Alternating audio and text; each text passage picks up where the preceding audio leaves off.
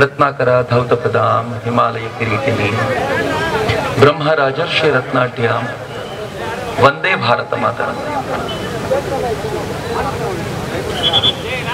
ವೇದಿಕೆ ಮೇಲೆ ಆಸೀನರಾಗಿರುವ ಆದರಣೀಯ ಹಿರಿಯರಿಗೆ ನಮಸ್ಕಾರ. ಮುಳುಬಾಗಿನಲ್ಲಿ ಕಿಕ್ಕಿರಿದು ಸೇರಿರುವಂತ ಈ ಜನಸಮೂಹಕ್ಕೆ, ಎಲ್ಲಿರುವಂತ ದೇಶಭಕ್ತ ಬಂಧುಗಳಿಗೆ, ಮಾತಾ ಭಗಿನಿಯರಿಗೆ, ನನ್ನ ನೆಚ್ಚಿನ ತರುಣ ಮಿತ್ರರಿಗೆ ನಾನು ಅತ್ಯಂತ ಪ್ರೀತಿಪೂರ್ವಕವಾದ ನಮಸ್ಕಾರ. ಮಿತ್ರರೆ, ಮೊದಲನೇ ಬಾರಿಗೆ ನಾನು ಶ್ರೀನಿವಾಸಪುರಕ್ಕೆ ಈಗ ತಾನೇ ಇಲ್ಲಿಂದ ಕಾರ್ಯಕ್ರಮ ಮುಗಿಸ್ಕೊಂಡು ಬಂದೆ. ನಾನು ಮೊದಲನೇ ಬಾರಿ ಕಾಲಿಡ್ತಾ ಇರೋದು, ಮೊದಲನೇ ಬಾರಿಗೆ ನಾನು ಮುಳುಬಾಗಲಿಗೂ ಬರ್ತಾ ಇರೋದು ಮೊದಲನೇ ಬಾರಿಗೆ. ಆದ್ರೆ ಮೊದಲನೇ ಬಾರಿಗೇನೆ ಈ ಅದ್ಭುತವಾದ ಸ್ವಾಗತ, ಈ ಅದ್ಭುತವಾದ ಪ್ರೀತಿ ಮರಿಲಿಕ್ಕೆ ಸಾಧ್ಯವಾಗದೇ ಇರುವಂತದ್ದು. ಮತ್ತು ಇವತ್ತಿನ ದಿನ ಬಹಳ ವಿಶೇಷವಾಗಿರೋದು ನನ್ನ ಪಾಲಿಗೆ. ಯಾಕೆ ಅಂತಂದ್ರೆ, ನರೇಂದ್ರ ಮೋದಿಯವರ ಕುರಿತಾಗಿ ಟೀಮ್ ಮೋದಿಯನ್ನ ಕಟ್ಟಿಕೊಂಡು ಕಳೆದ 4 ತಿಂಗಳಿಂದ ಹೆಚ್ಚು ಕಡಿಮೆ ಡಿಸೆಂಬರ್ 16ರಿಂದ ಯಾವಾಗ ನರೇಂದ್ರ ಮೋದಿಯವರು 3 ರಾಜ್ಯವನ್ನ ಕಳ್ಕೊಂಡ್ರು, ಛತ್ತೀಸ್ಗಢ, ಮಧ್ಯಪ್ರದೇಶ, ರಾಜಸ್ಥಾನ 3 ರಾಜ್ಯವನ್ನ ಕಳ್ಕೊಂಡು ಮೊರಲಿ ಸಿಕ್ಕಾಪಟ್ಟೆ ಕೆಳಕ್ಕಿದ್ದಾಗ, ಆತ್ಮಸ್ಥೈರ್ಯ ಕುಸಿದು ಹೋಗಿದ್ದಾಗ ಎಲ್ಲರದ್ದು, ಆಗ ನಾವು ಟೀಮ್ ಮೋದಿ ಅನ್ನುವಂತ ತಂಡವನ್ನ ಕಟ್ಟಿಕೊಂಡು ಇಡೀ ರಾಜ್ಯದಲ್ಲಿ ಒಂದು ಸಂಚಲನ ಮೂಡಿಸ್ಬೇಕು ಅಂತ ಪ್ರಯತ್ನ ಶುರು ಮಾಡಿ ಇವತ್ತಿನವರೆಗೂ ನಿರಂತರವಾಗಿ ಕೆಲಸ ಮಾಡ್ತಿದ್ದೀವಲ್ಲ. ನಮ್ಮ ಒಟ್ಟು ರ್ಯಾಲಿಗಳ ಇವತ್ತಿನ ಮುಳುಬಾಗಿಲಿನ ಕಾರ್ಯಕ್ರಮ 100ನೇ ರ್ಯಾಲಿ ಅಂತ ಹೇಳಲಿಕ್ಕೆ ನನಗೆ ಬಹಳ ಗೊತ್ತಿಲ್ಲ. ಯೋಗ 100ನೇ ರ್ಯಾಲಿ ಮಾಡಿದ್ದೀವಿ. ಏನಾದ್ರೂ ಗಿಫ್ಟ್ ಕೊಡ್ಬೇಕಲ್ಲ ಮುಳುಬಾಗಿಲ್ನವರು. ಏನ್ ಗಿಫ್ಟ್ ಕೊಡಬೇಕು ಅಂದ್ರೆ, ಕೋಲಾರಕ್ಕೆ ಕಮಲ ಕೊಡಬೇಕು ಅನ್ನೋದಷ್ಟೇ ಇನ್ನು ಸ್ವಂತಕ್ಕೆ ಅಂತ ಗಿಫ್ಟ್ ಏನು ಕೇಳುವಂತ ಸ್ಥಿತಿಯಲ್ಲಿ ಇಲ್ಲ. ನೀವ್ ಯಾವ ದುಡ್ಡನ್ನ ಕೊಟ್ಟರು ಅದೇನು ನನಗೇನು ಉಪಯೋಗಕ್ಕೂ ಬರಲ್ಲ. ಏನಾದ್ರೂ ಬರೋದು ಉಪಯೋಗಕ್ಕೆ ಅಂತಿದ್ರೆ ಅದು ಈ ದೇಶ ಇನ್ನೂ ಎತ್ತರಕ್ಕೆ ಬೆಳೆಯುವಂತ ಸಾಧನೆ ಮಾಡ್ಲಿಕ್ಕೆ ಯಾರಾದ್ರೂ ಸಮರ್ಥರಿದ್ರೆ ಅವ್ರ ಕೈಯಲ್ಲಿ ಅಧಿಕಾರ ಕೊಟ್ರೆ ಮಾತ್ರ ನಮ್ಮಿಂದ ಮುಂದೇನಾದ್ರೂ ಮಾಡ್ಲಿಕ್ಕೆ ಸಾಧ್ಯ ಎನ್ನುವಂತ ವಿಶ್ವಾಸ, ಆ ವಿಶ್ವಾಸಕ್ಕೆ ಪೂರಕವಾಗಿ ನೀವೆಲ್ಲರೂ ಇದ್ದೀರಿ. ಧನ್ಯವಾದಗಳು. ಮಾತನಾಡ್ತಾ ಈ ಕಾರ್ಯಕ್ರಮದ ಆದರಣೀಯ ಅಧ್ಯಕ್ಷತೆ ವಹಿಸ್ತಿರುವಂತ ಹಿರಿಯರು ಹೇಳಿದ್ರು, ಈ ದೇಶದಲ್ಲಿ ಮಹಾಪುರುಷರ ಸಾಲಿನಲ್ಲಿ ನರೇಂದ್ರ ಮೋದಿ ನಿಲ್ತಾರೆ ಅಂತ. ನನಗೊಂದು ಮಾತು ಯಾವಾಗ್ಲೂ ನೆನಪಾಗುತ್ತೆ. ಏನ್ ಗೊತ್ತೇನು, ಯಾವತ್ಯಾವತ್ತು ಈ ದೇಶ ಪ್ರಪಾತಕ್ಕೆ ಬೀಳುತ್ತೆ ಅಂತ ಅನ್ಸುತ್ತೋ, ಯಾವತ್ಯಾವತ್ತು ಈ ದೇಶ ನಷ್ಟವಾಗುತ್ತೆ ಅಂತ ಅನ್ಸುತ್ತೋ, ಆಗೆಲ್ಲ ಈ ದೇಶವನ್ನ ಮೇಲೆತ್ತಲಿಕ್ಕೆ ಮಹಾಪುರುಷರು ಬರ್ತಾರೆ. ರಾವಣ ಭಾರತವನ್ನ ನಷ್ಟ ಮಾಡ್ತಾನೆ ಅಂತ ಅಂದಾಗ, ಭಾರತ ಇನ್ನು ನಾಶವಾಗುತ್ತೆ ಅಂತ ಅನ್ನಿಸಿದಾಗ ರಾಮ ಹುಟ್ಟಿ ಬಂದ, ರಾವಣನ ಸಂಹಾರ ಮಾಡಿದ. ನಮ್ಗೆಲ್ರಿಗೂ ಗೊತ್ತಿರುವಂತದ್ದು. ಇವತ್ತು ರಾಮನವಮಿ ಬೇರೆ, ರಾಮನನ್ನ ಸ್ಮರಿಸಿಕೊಳ್ಳಿಕ್ಕೆ ಬಹಳ ಖುಷಿ ಇದೆ.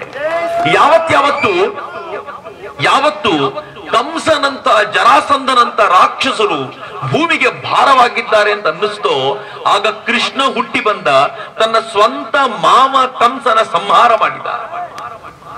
ಪಾಂಡವರು ಸಂಖ್ಯೆಯಲ್ಲಿ ಚಿಕ್ಕದಾಗಿದ್ರು ಕೌರವರ ಸಂಹಾರ ಮಾಡಿದ್ರು. ಕೌರವರೇನು ಕಡಿಮೆ ಶಕ್ತಿವಂತರಾಗಿರ್ಲಿಲ್ಲ, ಸಂಹಾರ ಮಾಡಿದ್ರು. ಯಾವತ್ತೂ ಈ ದೇಶಕ್ಕೆ ಅತ್ಯಗತ್ಯವಾಗಿ ಬೇಕು ಅಂತ ಅನ್ನಿಸಿದಾಗ ಸಮಯಕ್ಕೆ ಸರಿಯಾಗಿ ಬುದ್ಧ ಬಂದ, ಜನರನ್ನ ಮೇಲಕ್ಕೆತ್ತುವಂತ ಪ್ರಯತ್ನ ಮಾಡಿದ. ಮಿತ್ರ, ಇವತ್ತು ಜಲಿಯನ್ ವಾಲಾಬಾಗ್ ಎನ್ನುವಂತ ಒಂದು ಘಟನೆ ಏನಾಯ್ತಲ್ಲ, ಯಾವ ಘಟನೆಯಲ್ಲಿ ಒಂದು ಸ್ಮಾರಕದ ಚಿತ್ರ ಇಟ್ಟಿದ್ದಾರೆ. ಆ ಘಟನೆಯ ವಿಶೇಷ ಏನು ಅಂತಂದ್ರೆ, ಒಂದು ತೋಟದಲ್ಲಿ ಜಲಿಯನ್ ವಾಲಾಬಾಗ್ ಹೆಂಗೆ ಲಾಲ್ಬಾಗ್ ಇದೆಯೋ ಹಂಗೆ ಜಲಿಯನ್ ವಾಲಾಬಾಗ್ ಅಂತ ಒಂದು ತೋಟ ಥೇಟ್ ಇದೇ ತರ. ನಾನು ಹೋಗಿದ್ದೀನಿ ಅದಕ್ಕೆ. ಒಳಗೆ ಬರ್ಲಿಕ್ಕೆ ಒಂದು ಪುಟ್ಟ ಜಾಗ. ಒಂದು 10,000 ಜನ ಒಂದು ಕಾರ್ಯಕ್ರಮದಲ್ಲಿ ಸೇರಿದ್ದಾಗ ಜನರಲ್ ಡಯರ್ ಅನ್ನುವಂತ ಒಬ್ಬ ಬ್ರಿಟಿಷ್ ಅಧಿಕಾರಿ ತನ್ನ ಸೇನೆಯನ್ನ ಕರ್ಕೊಂಡು ಬಂದು 50 ಜನರನ್ನ ಗೋಡೆಗೆ ಆನಿಸಿಕೊಂಡು 10,000 ಜನರ ಮೇಲೆ ಗುಂಡಿನ ದಾಳಿ ಮಾಡಿದ. 1000ಕ್ಕೂ ಹೆಚ್ಚು ಜನ ತೀರಿಕೊಂಡಂತ ದಿನ ಇವತ್ತಿಗೆ 100 ವರ್ಷಗಳ ಹಿಂದೆ. ಆ ದಿನವನ್ನು ಕೂಡ ಇವತ್ತು ನಾವು ನೆನಪಿಸ್ಕೊಳ್ಬೇಕು. ಆ ದಿನದ ಕುರಿತ ನೋವು ಕೂಡ ಇದೆ. ಆದ್ರೆ ಆಶ್ಚರ್ಯ ಏನ್ ಗೊತ್ತೇ, ಅದೇ ಜನರಲ್ ಡಯರ್ನ ಈ ದೇಶದ ಒಬ್ಬ ಶ್ರೇಷ್ಠ ಸೇನಾನಿ ಅಟ್ಟಿಸಿಕೊಂಡು ಹೋದ. 21 ವರ್ಷಗಳ ನಂತರ ಅವನನ್ನ ಲಂಡನ್ ನಲ್ಲಿ ಗುಂಡಿಟ್ಟು ಕೊಂದು ಈ ದೇಶಕ್ಕೆ ಅನ್ಯಾಯ ಮಾಡಿದ ಯಾರನ್ನೂ ಬಿಡಲ್ಲ ಅಂತ ಹೇಳಿದ. ಈ ದೇಶ ಯಾವತ್ತೂ ಯಾರನ್ನೂ ಬಿಡ್ಲಿಲ್ಲ. ಯಾವತ್ತಾವತ್ತು ಈ ದೇಶಕ್ಕೆ ಸಮಸ್ಯೆ ಆಗಿದೆಯೋ ಅವತ್ತೆಲ್ಲ ಈ ದೇಶ ಪ್ರಬಲವಾಗಿ ಎದ್ದು ನಿಂತಿದೆ. ಹಾಗೆ 10 ವರ್ಷಗಳ ಹಿಂದೆ, 5 ವರ್ಷಗಳ ಹಿಂದೆ, ಅಥವಾ 10 ವರ್ಷ ಆದ್ರೂ ಸರಿನೇ, 2004ರಲ್ಲಿ ಅಟಲ್ ಬಿಹಾರಿ ವಾಜಪೇಯಿ ಶೈನಿಂಗ್ ಆಗ್ತಾ ಇದ್ದಂತ ಭಾರತವನ್ನ, ಜಗತ್ತಿನಲ್ಲೆಲ್ಲ ಮೆರಿತಾ ಇದ್ದಂತ ಭಾರತವನ್ನ ಮತ್ತೆ ಮೆರೆಸಬೇಕು, ನನಗೆ ಅವಕಾಶ ಮಾಡಿಕೊಡಿ ಅಂತ ಕೇಳಿದಾಗ ನಾವು ಅಟಲ್ ಬಿಹಾರಿ ವಾಜಪೇಯಿ ಅವರನ್ನ ಎಲೆಕ್ಷನ್ ಅಲ್ಲಿ ಸೋಲಿಸಿದ್ವಿ. ನಾವು ಅಟಲ್ ಬಿಹಾರಿ ವಾಜಪೇಯಿ ಅವರ ಜಾಗದಲ್ಲಿ ನಾವು ಸೋನಿಯಾ ಗಾಂಧಿನ ಕರ್ಕೊಂಡು ಬಂದು ಕೂರಿಸಿದ್ದು ಸೋನಿಯಾ ಗಾಂಧಿನಲ್ಲ, ಮನಮೋಹನ್ ಸಿಂಗ್ ಅಂತ ನೀವು ಅನ್ಸಿದ್ರೆ ಮನಮೋಹನ್ ಸಿಂಗ್ ಮುಖವಾಡ ಮಾತ್ರ, ಹಿಂದೆ ಪೂರ್ತಿ ನಡೀತಾ ಇದ್ದಿದ್ದು ಸೋನಿಯಾ ಗಾಂಧಿದೆ. ಆಕ್ಸಿಡೆಂಟಲ್ ಪ್ರೈಮ್ ಮಿನಿಸ್ಟರ್ ಅಂತ ಮನಮೋಹನ್ ಸಿಂಗ್ ಕರೆಸ್ಕೊಳ್ತಿದ್ರು. ಅಟಲ್ ಬಿಹಾರಿ ವಾಜಪೇಯಿ ಈ ದೇಶವನ್ನ ಕಾಂಗ್ರೆಸ್ಸಿನ ಕೈಲಿ ಬಿಟ್ಟುಕೊಡುವಾಗ ಬೊಕ್ಕಸ ತುಂಬಿ ತುಳುಕಾಡ್ತಾ ಇತ್ತು. ಅಟಲ್ ಬಿಹಾರಿ ವಾಜಪೇಯಿ ಈ ದೇಶವನ್ನ ಕಾಂಗ್ರೆಸ್ಸಿನ ಕೈಯಲ್ಲಿ ಕೊಡುವಾಗ ಇಡೀ ಜಗತ್ತು ಹೇಳ್ತಾ ಇತ್ತು ಭಾರತದ ವ್ಯಾಲ್ಯೂ ಬೆಳೆದಿದೆ. ಅಟಲ್ ಬಿಹಾರಿ ವಾಜಪೇಯಿ ಬರೋಕ್ಕಿಂತ ಮುಂಚೆ ಜವಾಹರ್ಲಾಲ್ ನೆಹರೂರಿಂದ ಹಿಡಿದು ಅಟಲ್ ಬಿಹಾರಿ ವಾಜಪೇಯಿ ವರೆಗೂ ಭಾರತದ ಬಗ್ಗೆ ಇದ್ದಂತ ಜಗತ್ತಿನ ಗೌರವ ಎಂತದ್ದು ಗೊತ್ತಾ? ನಿಮ್ಗೊಂದು ಮಾತನ್ನು ಹೇಳಲಿಕ್ಕೆ ಇಚ್ಛೆ ಪಡ್ತೀನಿ ನಾನು ಮಿತ್ರರೇ. ನೀವೆಲ್ಲರೂ ಬ್ಯಾಂಕಿಗೆ ಹೋದ್ರೆ ನಿಮ್ಮೆಲ್ಲರದು ಕ್ರೆಡಿಟ್ ರೇಟಿಂಗ್ ಅಂತ ಒಂದಿರುತ್ತೆ. ಕ್ರೆಡಿಟ್ ರೇಟಿಂಗ್ ಅಂದ್ರೆ ಏನ್ ಗೊತ್ತೇನು? ನೀವು ಎಷ್ಟು ಸಾಲ ಕೊಟ್ರೆ ಎಷ್ಟು ತೀರಿಸಬಲ್ಲ ಕೆಪಾಸಿಟಿ ಇದೆ ಅಂತ ಬ್ಯಾಂಕ್ನವ್ರು ನಿಮ್ ಬಗ್ಗೆ ಒಂದು ಕ್ರೆಡಿಟ್ ರೇಟಿಂಗ್ ಮಾಡಿಟ್ಕೊಂಡಿರ್ತಾರೆ, ನೀವು ಪದೇ ಪದೇ ಸಾಲ ತಗೊಳ್ತಾ ಇದ್ರೆ. ಹಾಗೆ ಈ ದೇಶದ ಕ್ರೆಡಿಟ್ ರೇಟಿಂಗ್ BA1 ಅಂತಿತ್ತು. BA1 ಅಂದ್ರೆ ಏನ್ ಗೊತ್ತಾ? ಈ ದೇಶಕ್ಕೆ ಸಾಲ ಕೊಡಿ, ವಾಪಸ್ ಬರುತ್ತೆ ಅಂತ ಗ್ಯಾರಂಟಿ ಇಡಬೇಡಿ ಅಂತ ಕ್ರೆಡಿಟ್ ರೇಟಿಂಗ್ ಇತ್ತು. ಅಟಲ್ ಬಿಹಾರಿ ವಾಜಪೇಯಿ ಬಂದು ಈ ದೇಶದ ಎಕಾನಮಿನ ಎಷ್ಟು ಸ್ಟ್ರಾಂಗ್ ಮಾಡಿದ್ರು ಅಂತಂದ್ರೆ ನಮ್ಮ ಕ್ರೆಡಿಟ್ ರೇಟಿಂಗ್ BAA2ಗೆ ಹೋಯ್ತು. ಅದರ ಅರ್ಥ ಏನು ಅಂದ್ರೆ ಭಾರತಕ್ಕೆ ಸಾಲ ಕೊಡಿ, ಮುಂದಿನ 5 ವರ್ಷಗಳ ಕಾಲ ತೀರಿಸುವ ಕೆಪಾಸಿಟಿ ಆ ದೇಶಕ್ಕಿದೆ. ಯಾಕೆಂದ್ರೆ ಅಟಲ್ ಬಿಹಾರಿ ವಾಜಪೇಯಿ ಇರ್ತಾರೆ ಅಂತ ನಂಬಿಕೆ. ಅದಾದ್ಮೇಲೆ 10 ವರ್ಷಗಳ ಕಾಲ ದೊಡ್ಡ ಎಕನಾಮಿಸ್ಟ್ ಮನಮೋಹನ್ ಸಿಂಗ್ ಪ್ರಧಾನಮಂತ್ರಿಯಾಗಿ ಆಳ್ವಿಕೆ ಮಾಡಿದ್ರಲ್ಲ, ಈ ಮನಮೋಹನ್ ಸಿಂಗ್ರ 10 ವರ್ಷದಲ್ಲಿ ಈ BAA1 ನಿಂದ ಈ ದೇಶ 1 ಇಂಚು ಮುಂದಕ್ಕೆ ಹೋಗ್ಲಿಲ್ಲ. ನರೇಂದ್ರ ಮೋದಿ ಅಧಿಕಾರಕ್ಕೆ ಬಂದ್ರು, ಮೊದಲ 2 ವರ್ಷಗಳಲ್ಲಿ BAA2 ಹೋಯ್ತು, ಈಗ BAA3 ಬಂದಿದೆ. ಅದರ ಅರ್ಥ ಏನು ಅಂತಂದ್ರೆ ಈ ದೇಶ ಮುಂದಿನ ಅನೇಕ ವರ್ಷಗಳ ಕಾಲ ತಾನು ಕೊಟ್ಟ ಸಾಲವನ್ನ, ಪಡೆದ ಸಾಲವನ್ನ ವಾಪಸ್ ತೀರಿಸುವ ಸಾಮರ್ಥ್ಯ ಪಡ್ಕೊಂಡಿದೆ ಅಂತ ನರೇಂದ್ರ ಮೋದಿ ಈ ದೇಶದ ಕ್ರೆಡಿಟ್ ರೇಟಿಂಗ್ ಅನ್ನ ಬದಲಾಯಿಸಿದ್ರಲ್ಲ, ಮೂಡಿ ರೇಟಿಂಗ್ ನಲ್ಲಿ. ಮಿತ್ರ, ನರೇಂದ್ರ ಮೋದಿ ಬರೋಕ್ಕಿಂತ ಮುಂಚಿನ 5 ವರ್ಷದ ಭಾರತದ ಆರ್ಥಿಕತೆ ಹೆಂಗಿತ್ತು ಗೊತ್ತಾ? ಮುಳಬಾಗಿಲವ್ರಿಗೆ ನಾನು ಎಕ್ಸ್ಪ್ಲೈನ್ ಮಾಡ್ತೀನಿ. ಮುಳಬಾಗಿಲಿನ ಜನಕ್ಕೆ ಅಥವಾ ಇಡೀ ಕೋಲಾರ ಜನಕ್ಕೆ ಹೆಂಗಾಗಿದೆ ಗೊತ್ತೇನು? ಕಳೆದ 7 ಬಾರಿ ಒಬ್ಬರೇ ಎಂಪಿಗೆ ವೋಟ್ ಮಾಡಿ ಮಾಡಿ ಮಾಡಿ ಮಾಡಿ ನಮ್ಮ ಬೆರಳುಗಳು ಸೋತ್ ಹೋಗ್ಬಿಟ್ಟಿವೆ. ಆದ್ರೆ ಮುಳಬಾಗಿಲಿನಲ್ಲಿ, ಇಡೀ ಕೋಲಾರದಲ್ಲಿ ಸ್ವಲ್ಪವಾದ್ರೂ ಬದಲಾವಣೆ ಬಂತ ಅಂತ ಕೇಳಿದ್ರೆ ನೀವೇ ಉತ್ತರಿಸಬೇಕು, ಬದಲಾವಣೆ ಬಂದಿದೆಯಾ ಅಂತ. ಮಿತ್ರ, ಇವತ್ತಿಗೂ ಕೂಡ ಕರ್ನಾಟಕ ರಾಜ್ಯದಲ್ಲಿ ಒಂದು 5ನೇ ಕ್ಲಾಸಿನ ಮಗುವನ್ನು ಕೂರಿಸಿಕೊಂಡು, ಇದು ನಾನು ಕೇಳಬೇಕಾಗಿರೋ ಪ್ರಶ್ನೆ ಅಲ್ಲ, ಇಲ್ಲಿರುವಂತ ಮೇಷ್ಟ್ರುಗಳು ಯಾರಾದ್ರೂ ಕೇಳಬಹುದು, 5ನೇ ಕ್ಲಾಸಿನ ಮಗುವನ್ನು ಕೂರಿಸಿಕೊಂಡು ಕರ್ನಾಟಕದಲ್ಲಿ ಹಿಂದುಳಿದಿರುವ ಜಿಲ್ಲೆ ಯಾವುದು ಅಂತ ಕೇಳಿದ್ರೆ ಆ ಮಗು ಲಿಸ್ಟ್ ಮಾಡಿದ್ರೆ ಕೋಲಾರ ಇರುತ್ತದೆ. 7 ಬಾರಿ ಒಬ್ಬರು MP ಆಗಿ ಆಯ್ಕೆಯಾದ ನಂತರವೂ ಕೂಡ ಕೋಲಾರ ಇನ್ನೂ ಹಿಂದುಳಿದ ಜಿಲ್ಲೆಯಾಗಿಯೇ ಇರುತ್ತೆ ಅಂತಂದ್ರೆ ಒಂದು ಆ MP ತಾನಾಗಿ ರಿಟೈರ್ ಆಗ್ಬೇಕು, ಇಲ್ಲಾಂದ್ರೆ ನೀವು ರಿಟೈರ್ ಮಾಡಿಸ್ಬೇಕು. ಯಾಕೆ ಗೊತ್ತಾ ಮಿತ್ರರೇ? ಯಾಕೆ ಗೊತ್ತಾ? ಯಾಕೆ ಅಂತ ನಾನು ಹೇಳ್ತೀನಿ. ಯಾರು 1 ಬಾರಿ MP ಆಗ್ತಾರೋ ಅವರಿಗೆ ಮುಂದಿನ ಬಾರಿ MP ಆಗೋದೇ ಒಂದು ಸಮಸ್ಯೆ ಆಗಿರುತ್ತೆ. ಮತ್ ಫೈಟ್ ಮಾಡ್ಬೇಕು ಅಂದ್ರೆ ಜನರ ಜೊತೆ ಹೋಗ್ಬೇಕು, ಮಾತಾಡಬೇಕು. 2ನೇ ಬಾರಿ ವೇಳೆಗೆ ಅವ್ರಿಗೆ ಗೆಲ್ಲುವ ಕಲೆ ಗೊತ್ತಾಗತ್ತೆ. 3ನೇ ಬಾರಿ ವೇಳೆಗೆ ಡೆವಲಪ್ಮೆಂಟ್ ನಿಂತು ಬಿಡಬೇಕು. 4, 5 ಆಗೋದ್ರ ವೇಳೆಗೆ ಹೆಂಗಾಗತ್ತೆ ಗೊತ್ತಾ? 5 ಬಾರಿ ಯಾರಾದ್ರೂ ಗೆದ್ದಿದ್ದಾರೆ ಅಂತಂದ್ರೆ ಅವರು ಈ ಜಿಲ್ಲೆಗೆ ಬರೀ MP ಅಲ್ಲ, ಅವ್ರು ಈ ಜಿಲ್ಲೆಯ PM ಆಗ್ಬಿಟ್ರು. ಯಾಕೆ PM ಆಗಿರ್ತಾರೆ ಗೊತ್ತಾ? ಅವ್ರು ಯಾವ ಸಂಸತ್ ಭವನಕ್ಕೆ ಹೋಗ್ತಾರೋ ಆ ಸಂಸತ್ ಭವನದಲ್ಲಿ ಈ ಸ್ಪೀಕರ್ ನಿಂದ ಹಿಡಿದು ಚಪರಾಸಿವರೆಗೂ ಪ್ರಧಾನಮಂತ್ರಿಗಿಂತ ಹೆಚ್ಚು ಪರಿಚಯ ಇವರಿಗಿರುತ್ತೆ. ಇವ್ರು 5 ಬಾರಿ ಬಂದಿರ್ತಾರೆ. 2 ಬಾರಿ ಬಂದಂತ ಮನಮೋಹನ್ ಸಿಂಗ್ರು 3ನೇ ಬಾರಿ ಬರಲಿಲ್ಲ ಲೋಕಸಭೆಗೆ. ಆದ್ರೆ ನಿಮ್ಮ MP ಮನಮೋಹನ್ ಸಿಂಗ್ ಬರೋಕ್ಕಿಂತ ಮುಂಚೆ ಇದ್ರು, ಮನಮೋಹನ್ ಸಿಂಗ್ ಬಂದ ನಂತರವೂ ಇದ್ದಾರೆ, ನರೇಂದ್ರ ಮೋದಿ ಬಂದಾಗ್ಲೂ ಇದ್ದಾರೆ ಅಂತಂದ್ರೆ ಇವರೆಲ್ಲರಿಗಿಂತಲೂ ಹಿಂದಿಂದ ಇರೋರು ಈಗಲೂ ಇರುವಂತವ್ರು. ಅಂದ್ರೆ ಅಲ್ಲಿ ನರೇಂದ್ರ ಮೋದಿ ಮಾತಿಗಿಂತ ಹೆಚ್ಚು ನಿಮ್ಮ MP ಮಾತು ನಡಿಬೇಕು. ಅವ್ರು ಯಾವ ಫೈಲ್ ಕೊಟ್ಟರು ಮುಂದಕ್ಕೆ ಹೋಗ್ಬೇಕು, ಅವ್ರು ಏನ್ ಕೇಳಿದ್ರು ನಡಿಬೇಕು. ಯಾಕೆ ಅಂತಂದ್ರೆ ಇವ್ರ ಪರಿಚಯ ಅಲ್ಲಿ ಎಲ್ರಿಗೂ ಇರುತ್ತೆ ಅಂತ. ಈ ಹೀಗಿರುವಾಗ ಇಷ್ಟು ಸಾಮರ್ಥ್ಯ ಪಡ್ಕೊಂಡಿರುವಂತ ಒಬ್ಬ MP 30 ವರ್ಷಗಳ ನಂತರವೂ ಕೂಡ ಈ ಕೋಲಾರವನ್ನ ಅದೇ ಸ್ಟೇಟಸ್ ನಲ್ಲಿ ಇಟ್ಟಿದ್ದಾರೆ ಅಂತಂದ್ರೆ ಮನೆ ಕಳಿಸ್ಬೇಕೋ ಇನ್ನೂ ಇಟ್ಕೊಂಡಿರ್ಬೇಕು ಅಂತ ನೀವು ನಿರ್ಧಾರ ಮಾಡಬೇಕು. ನಾನು ಹೇಳಬೇಕಾದ ಅಗತ್ಯವೇ ಇಲ್ಲ ಅಂತ ಮಿತ್ರರೇ. ಹಿಂಗಾಗಿ ನಾನು ಇವತ್ತು ನಿಮ್ಮ ಹತ್ರ ಕೇಳ್ಕೊಳ್ಳಿಕ್ ಬಂದಿರೋದು, ಈ ಕೋಲಾರದ ಸ್ಥಿತಿ ಹೆಂಗಿದೆ ಗೊತ್ತಾ? ಅದೇ ತರ ಸ್ಥಿತಿ ಭಾರತದ್ದು ಇತ್ತು. ನರೇಂದ್ರ ಮೋದಿ ಬರೋಕ್ಕಿಂತ ಮುಂಚೆ ಭಾರತದ ಸ್ಥಿತಿ ಹೆಂಗಿತ್ತು ಗೊತ್ತಾ? ಅತ್ಯಂತ ಹಿಂದುಳಿದ ರಾಷ್ಟ್ರಗಳಲ್ಲಿ ಭಾರತವನ್ನ ಗಣಿಸಲಾಗುತ್ತಿತ್ತು. ಭಾರತದ ಸ್ಥಿತಿ ಹೆಂಗಿತ್ತು ಅಂತಂದ್ರೆ, ಈ ದೇಶವನ್ನ ನಂಬಲಿಕ್ಕಾಗಲ್ಲ, ಈ ದೇಶದ ರೂಪಾಯಿ ಅನ್ನೋ ಕರೆನ್ಸಿಗೆ ವ್ಯಾಲ್ಯೂ ಇಲ್ಲ ಅಂತ ಹೇಳ್ತಾ ಇದ್ರು. ರೂಪಾಯಿ ಅನ್ನೋ ಕರೆನ್ಸಿ ನಂಬಿಕೊಂಡು ಭಾರತದಲ್ಲಿ ದುಡ್ಡು ಹೂಡಿದ್ರೆ ನೀವ್ ಯಾವಾಗ ಲಾಸ್ ಆಗ್ತೀರಾ ಅಂತ ಹೇಳಕ್ ಬರಲ್ಲ ಅಂತ ಇಡೀ ಜಗತ್ತು ಭಾರತದ ಬಗ್ಗೆ ಮಾತಾಡ್ಕೊಳ್ತಾ ಇತ್ತು. ಇಲ್ಲಿರುವಂತ ಕಾಂಗ್ರೆಸ್ಸಿನ ಎಲ್ಲ ಲೀಡರ್ಗಳಿಗೂ ಏನಿತ್ತು ಅಂತಂದ್ರೆ, ಇನ್ ಯಾವತ್ ನಾವ್ ಇರ್ತೀವೋ ಇಲ್ವೋ ಗೊತ್ತಿಲ್ಲ, ಇದ್ದಷ್ಟು ದಿನ ಚೆನ್ನಾಗಿ ತಿಂದು ಬಿಡಬೇಕು ಅಂತ. ಹೆಂಗ್ ತಿಂದ್ರು ಗೊತ್ತಾ? ನೀವು ನಂಬಲ್ಲ, ಹೆಂಗ್ ತಿಂದ್ರು ಅಂತಂದ್ರೆ, ಒಂದ್ಸಲ ಸೋನಿಯಾ ಗಾಂಧಿ ಆಕಾಶ ನೋಡಿದ್ರು. ನನಗೆ ನಿಮಗೆ ಚಂದ್ರ ಕಾಣ್ತಾನೆ, ನಕ್ಷತ್ರ ಕಾಣ್ತಾನೆ, ಅವರಿಗೆ ನಮಗೆ ಕಾಣದ 2G 3G ಸಿಗ್ನಲ್ ಕಾಣಿಸ್ತು. ನಮ್ಗೆ ಯಾರಿಗೂ ಕಾಣಲ್ಲ, ಸೋನಿಯಾ ಮೇಡಮಿಗೆ ಕಾಣಿಸ್ತು. ಅವರಂದ್ರು ಇದ್ರಲ್ಲಿ ಏನಾದ್ರು ಮಾಡಬಹುದಾ ನೋಡಿ. 1,76,000 ಕೋಟಿ ರೂಪಾಯಿ ಲೂಟಿ ಮಾಡಿದ್ರು. 1,76,000 ಕೋಟಿ ಅಂದ್ರೆ ಎಷ್ಟು ಗೊತ್ತಾ? ಕರ್ನಾಟಕದ ಒಂದು ವರ್ಷದ ಬಜೆಟ್ 2.25 ಲಕ್ಷ ಕೋಟಿ ರೂಪಾಯಿ ಇರಬಹುದು. ಅದರ ಹೆಚ್ಚು ಕಡಿಮೆ 3/4 ಪಾಲು ಹಣವನ್ನ ಈ ಜನರೇ ಸೇರ್ಕೊಂಡು ಲೂಟಿ ಮಾಡಿಬಿಟ್ರು, ಕಣ್ಣಿಗೆ ಕಾಣದ 2G 3G ಸಿಗ್ನಲ್ ಅಲ್ಲಿ. ಸ್ವಲ್ಪ ನೋಡಿ ನೋಡಿ ಕತ್ನೋ ಬಂತು ಅವ್ರಿಗೆ. ಸ್ವಲ್ಪ ಕೆಳಗೆ ತಲೆ ಬಗ್ಸಿದ್ರೆ ಅದು ಎಷ್ಟು ಭೂ ಹಗರಣಗಳು ನಡೆದೋದು ದೇವರೇ ಬಲ್ಲ. ಅವ್ರ ಅಳಿಯ ಬೇರೆ ಇದ್ದ ರಾಬರ್ಟ್ ವಾದ್ರಾ. ರಾಬರ್ಟ್ ಸ್ವಲ್ಪ ನೋಡಪ್ಪ ಅಂತಂದ್ರೆ ಎಲ್ಲೆಲ್ಲಿ ಜಮೀನು ಕಾಣ್ತೋ ತಿಂದ. ಇಲ್ಲಿಗೆ ಮುಗಿತು ಅನ್ಕೊಂಡ್ರಿಯಲ್ಲ. ಆದ್ರೆ ಕತ್ತು ಸ್ವಲ್ಪ ಬಗ್ಗಿಸಿ ನೋಡಿದಾಗ ನನಗೆ ನಿಮಗೆ ಕಾಣದೇ ಇರುವಂತ ಭೂಮಿಯ ಅಡಿಯಲ್ಲಿರೋ ಕಲ್ಲಿದ್ದಲು ಕಾಣಿಸ್ತವೆ. ಈ ಕಲ್ಲಿದ್ದಲನ್ನ ಲೂಟಿ ಮಾಡೋದ್ರಲ್ಲಿ 10 ಲಕ್ಷ ಕೋಟಿ ರೂಪಾಯಿ ಈ ದೇಶದ ಬೊಕ್ಕಸಕ್ಕೆ ಮೋಸ ಮಾಡಿ ಚೆನ್ನಾಗಿ ತಿಂದು ತೆಗೆದ್ರು. ನಾನು ಅದಕ್ಕೆ ತಮಾಷೆ ಮಾಡ್ತಿರ್ತೀನಿ ಯಾವಾಗ್ಲೂ. ರವಿ ಕಾಣದ್ದನ್ನು ಕವಿ ಕಂಡ ಅಂತ ಎಲ್ರು ಹೇಳ್ತಾರೆ. ಕವಿಗೂ ಕಾಣದೇ ಇರೋದು ಕಾಂಗ್ರೆಸ್ನವ್ರಿಗೆ ಚೆನ್ನಾಗಿ ಕಾಣುತ್ತೆ.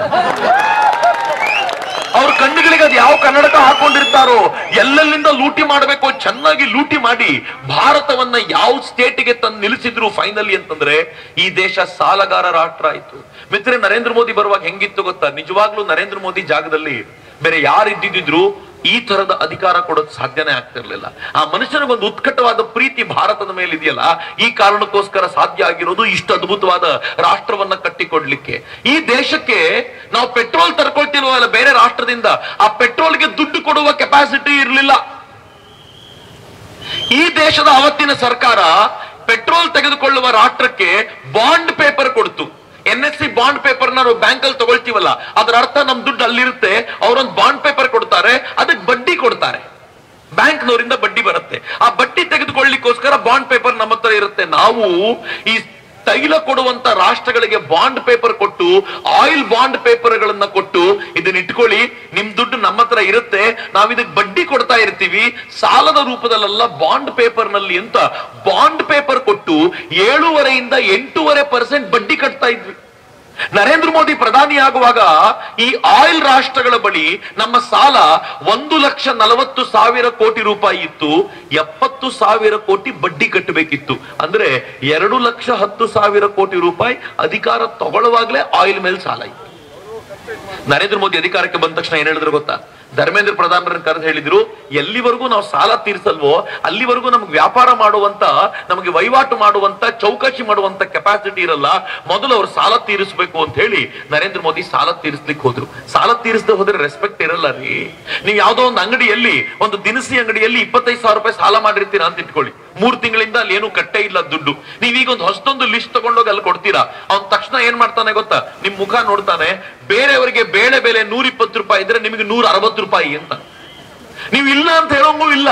ಯಾಕೆ ಅಂತಂದ್ರೆ ನೀವು ಹಿಂದೆ ಮಾಡಿರುವ ಸಾಲ ತೀರಿಸಲಿಲ್ಲ, ಇವತ್ತು ಕ್ಯಾಶ್ ಕೊಟ್ಟು ತಗೊಳ್ಳಲ್ಲ ಅಂತ ಅವನಿಗೆ ಗೊತ್ತಿರೋದ್ರಿಂದ ನೀವು ಅವನ ಹತ್ರ ಗಲಾಟೆ ಮಾಡ್ಲಿಕ್ಕಾಗಲ್ಲ. ಗಲಾಟೆ ಮಾಡಿದ್ರೆ ಹೇಳ್ತಾನೆ, ಹಳೆ ಸಾಲ ತೀರಿಸು, ಬಾಯಿ ಮುಚ್ಕೊಂಡು ಹೋಗು ಅಂತಂದ್ರೆ ಮಾತಾಡೋಂಗಿಲ್ಲ.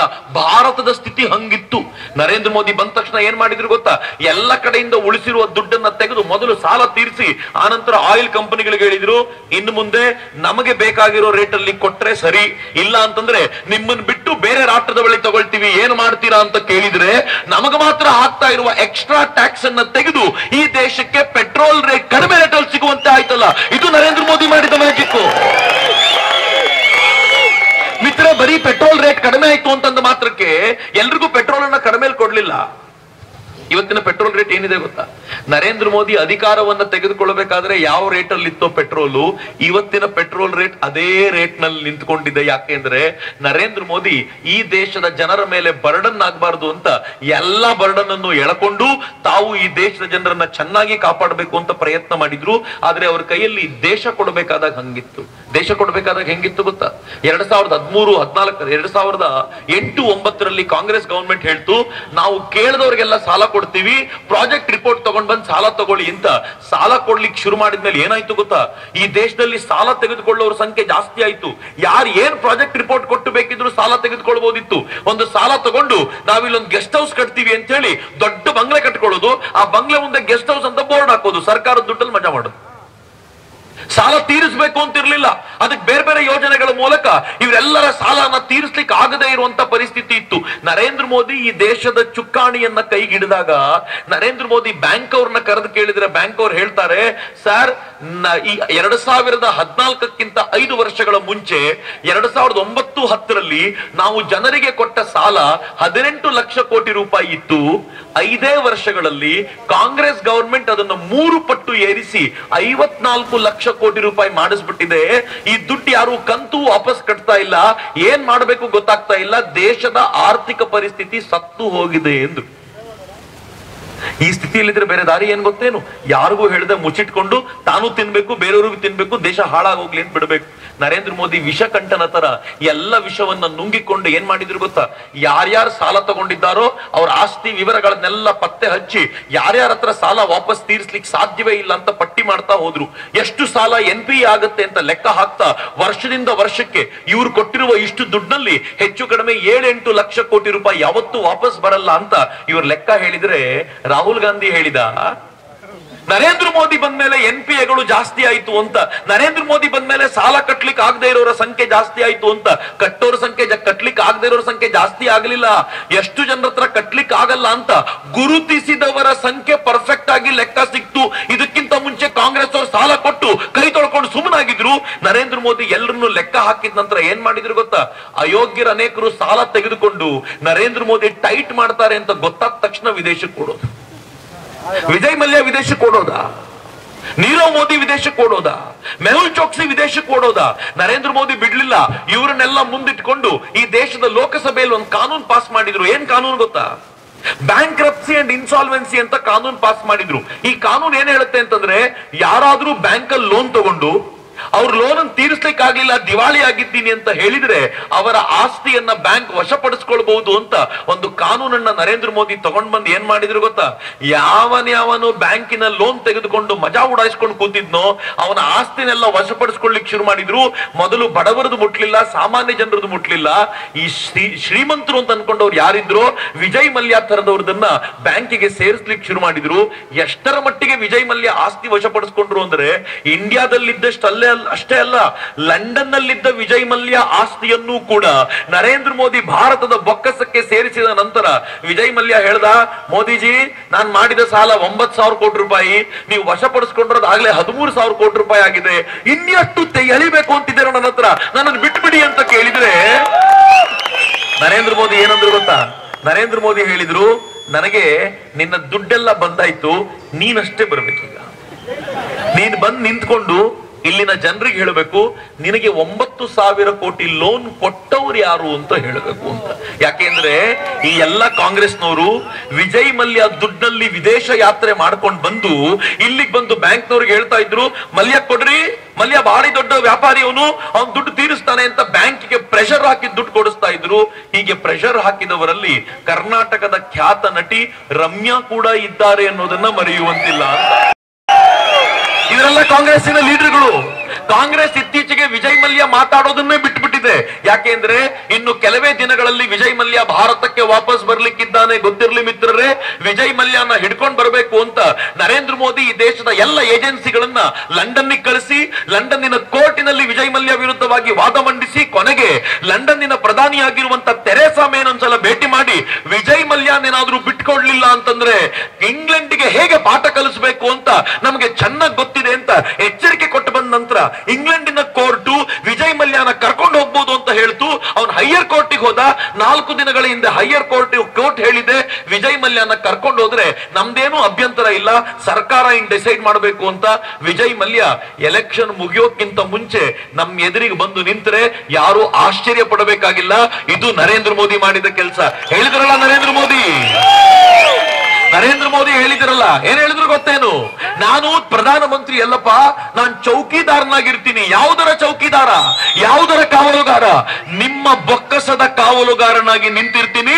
ಒಬ್ಬ ಕೂಡ ಇದರ 1 ರೂಪಾಯಿ ತೆಗೆದೇ ಇರೋ ತರ ನಾನು ನೋಡ್ಕೊಳ್ತೀನಿ ಅಂತ ನರೇಂದ್ರ ಮೋದಿ ಪ್ರಾಮಿಸ್ ಮಾಡಿದ್ರು. ಆ ಪ್ರಾಮಿಸ್ಗೆ ತಕ್ಕಂತೆ ನಡ್ಕೊಂಡ್ರಲ್ಲ, ಇದು ಈ ದೇಶದ ಚೌಕಿದಾರನ ತಾಕತ್ತು ಅಂತ ಮಿತ್ರ. ಈ ಚೌಕಿದಾರನ ಈ ನರೇಂದ್ರ ಮೋದಿ ಅವರನ್ನ ರಾಹುಲ್ ಗಾಂಧಿ ಚೋರ್ ಹೇ ಅಂತ ಕರೀತಾರೆ. ಈಗ ಹೇಳಿ, ರಾಹುಲ್ ಗಾಂಧಿ ಚೋರ್ ಹೇ ಅಂತ ಚೌಕಿದಾರನ ಕರೀತಾನೆ. ರಾಹುಲ್ ಗಾಂಧಿ ಯೋಗ್ಯತೆ ಏನು? ಸೋನಿಯಾ ಗಾಂಧಿ ಮಾಡಿರುವ ಲೂಟಿ ಎಷ್ಟು? ಇಂದಿರಾ ಗಾಂಧಿ ಎಷ್ಟು ಲೂಟಿ ಮಾಡಿದ್ರು? ರಾಜೀವ್ ಗಾಂಧಿ ಕಾಲದಲ್ಲಿ ಆಗಿರುವಂತಹ ಹಗರಣಗಳು ಎಷ್ಟು? ಸ್ವತಃ ಜವಾಹರ್ಲಾಲ್ ನೆಹರು ಕಾಲದಲ್ಲಿ ಆಗಿರುವಂತಹ ಹಗರಣಗಳು ಎಷ್ಟು? ಇವರೆಲ್ಲ ತಿಂದ್ಕೊಂಡು ಬಂದು ಯಾರು ಈ ದೇಶದ ಸಮರ್ಥ ಪ್ರಧಾನಿಯಾಗಿದ್ದು ಬೊಕ್ಕಸಕ್ಕೆ ಕಾವಲು ಕೂತಿದ್ದಾನೋ ಅವರನ್ನು ಚೋರ್ ಅಂತಾರಲ್ಲ.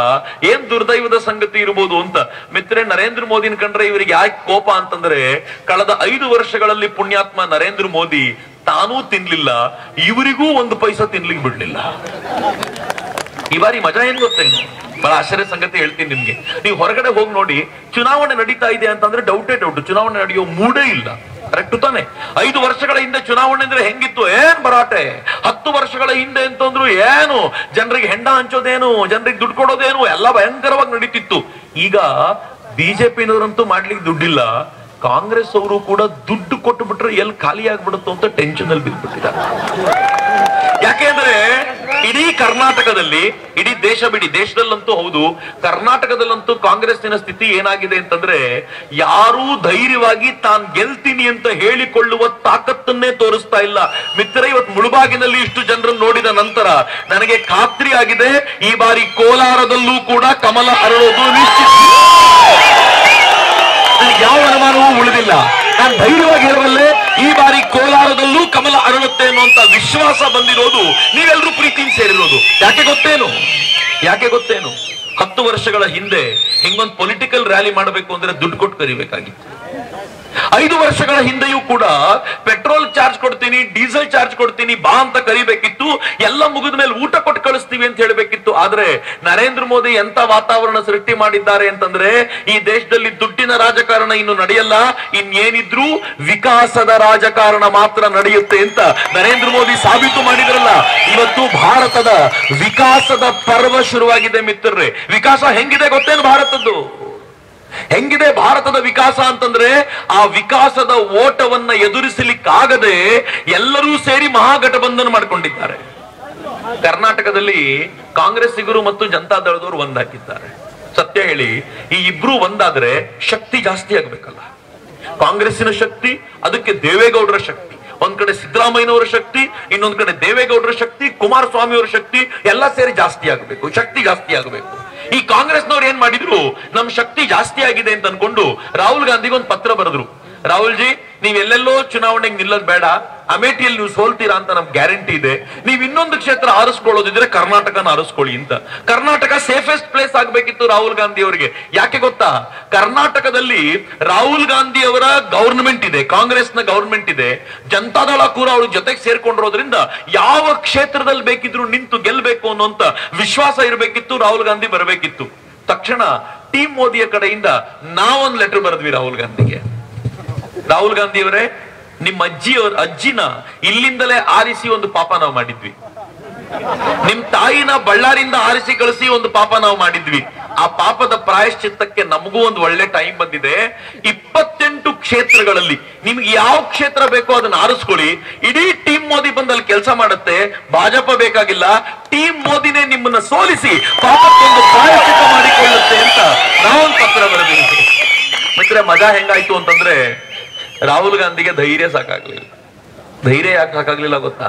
ಒಂದು ಕಡೆ ತರುಣರೆಲ್ಲ ಒಟ್ಟಾಗ್ಬಿಟ್ಟಿದ್ದಾರೆ, ಎರಡನೇ ಕಡೆ ಕಾಂಗ್ರೆಸ್ ಜನತಾದಳದ ಕಾಂಬಿನೇಷನ್ ಹೆಂಗಿದೆ ಅಂತಂದ್ರೆ ಕಾಂಗ್ರೆಸ್ ಮುಗಿಸಬೇಕು ಅಂತ ಬೆನ್ನಿಗೆ ಚೂರಿ ಹಾಕ್ಲಿಕ್ಕೆ ದೇವೇಗೌಡರು, ದಳನ ಮುಗಿಸಬೇಕು ಅಂತ ಬೆನ್ನಿಗೆ ಚೂರಿ ಹಾಕ್ಲಿಕ್ಕೆ ಸಿದ್ದರಾಮಯ್ಯನವರು ಒಬ್ರಿಗೊಬ್ರು ಚೂರಿ ಹಾಕೊಂಡೆ ನಿಂತಿರುವಾಗ ಈ ಜಾಗಕ್ಕೆ ಬಂದ್ರೆ ಇಬ್ರು ಸೇರಿ ತನಗೇ ಚೂರಿ ಹಾಕ್ತಾರೆ ಅಂತ ಗೊತ್ತಿದ್ದು ರಾಹುಲ್ ಗಾಂಧಿ ಹೇಳಿದ್ರು, ನಮ್ಮ ಜನ ಜಾಸ್ತಿ ಇರುವಂತ, ನಾನು ಹೇಳ್ತಿದ್ದೀನಿ, ನಮ್ಮ ಜನ ಜಾಸ್ತಿ ಇರುವಂತ ವಾಯನಾಡಿಗೆ ಹೋಗ್ತೀನಿ, ಅಲ್ಲಿ ನಮ್ಮ ಜನ ಗೆಲ್ಲಿಸಿ ಕೊಡ್ತಾರೆ ಅಂತ ರಾಹುಲ್ ಗಾಂಧಿ ವಾಯನಾಡಿಗೆ ಹೋದ್ರಲ್ಲ.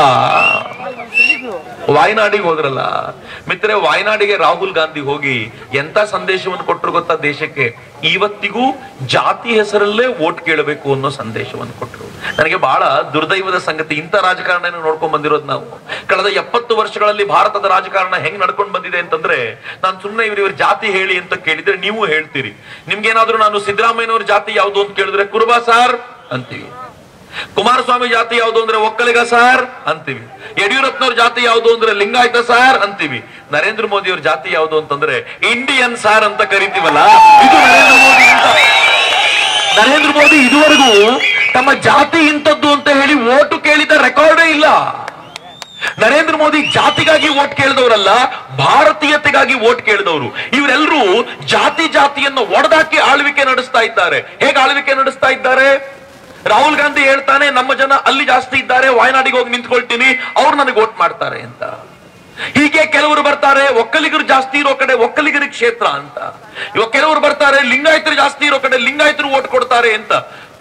ಸಿದ್ದರಾಮಯ್ಯ ಅಂತೂ ಒಂದ್ ಹೆಜ್ಜೆ ಮುಂದೆ ಹೋಗಿ ಲಿಂಗಾಯತರು ಮತ್ತು ವೀರಶೈವರನ್ನು ಒಡೆದಾಕಿ ಇವರೆಲ್ಲರೂ ಸೇರಿ ಒಬ್ಬರಿಗೆ ವೋಟ್ ಮಾಡೋ ಬದಲು ಒಂದು ಫ್ರಾಕ್ಷನ್ ಏನಾದ್ರೂ ನನಗೆ ವೋಟ್ ಮಾಡಿದ್ರೆ ನಾನು ಪರ್ಮನೆಂಟ್ ಆಗಿ ಇವ್ರ ಮೇಲೆ ಆಳ್ವಿಕೆ ನಡೆಸಬಹುದು ಅಂತ ಆ ಫ್ರಾಕ್ಷನ್ ಒಡೆದಾಕೋ ಪ್ರಯತ್ನವನ್ನ ಆ ಕಡೆ ಸಿದ್ದರಾಮಯ್ಯ ಮಾಡ್ತಿದ್ರೆ, ನರೇಂದ್ರ ಮೋದಿ ಒಡೆದೋಗಿರೋರು ಎಲ್ಲರನ್ನು ಜೋಡಿಸಿ ತಿರಂಗ ಒಂದು ನಿರ್ಮಾಣ ಮಾಡಿಕೊಂಡು ಭಾರತದ ಅಡಿಯಲ್ಲಿ ನಾವೆಲ್ಲರೂ ಒಂದಾಗೋಣ ಅಂತ ಹೇಳುವಂತ ಅದ್ಭುತವಾದ ಆಡಳಿತ ಕೊಟ್ರಲ್ಲ, ಅದು ನರೇಂದ್ರ ಮೋದಿ ಹತ್ರ ಮಾತ್ರ ಕೊಡ್ಲಿಕ್ಕೆ ಸಾಧ್ಯ ಆಗಿದೆ.